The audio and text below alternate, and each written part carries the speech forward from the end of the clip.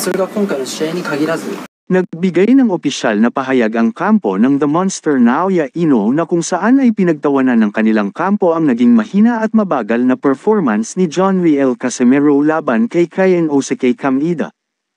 Ang mga ulat tungkol sa ganitong reaksyon ay kumalat sa Japanese boxing world. Ang laban ni John Riel Casimero kay Kainosuke Kameda ay naganap noong ika-25 ng Oktubre taong 2025. Sa laban na ito, nagpakita si Casimero ng isang performance na itinuturing ng marami bilang mas mabagal at mas mahina kumpara sa kanyang nakasanayang agresibo at malakas na estilo. Ang resulta ng laban ay isang unanimous decision pabor kay Kameda, na ikinagulat ng ilang tagahanga ni Casimero. Ang mga tagahanga at kritiko ng boxing ay nagbigay ng iba't ibang reaksyon sa naging performance ni Casimero.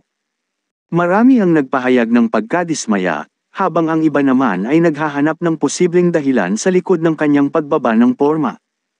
Ang pagiging mabagal at mahina ay naging sentro ng diskusyon sa mga boxing forums at social media platforms pagkatapos ng laban. Ganun pa man, mula sa pinagkakatiwalaang source, ay bibigyan pa ng isang laban sa bansang Japan itong si Casimero sa buwan ng Disyembre. Upang makabawi ito sa mistulang Koiya hiyang pagkatalo nito.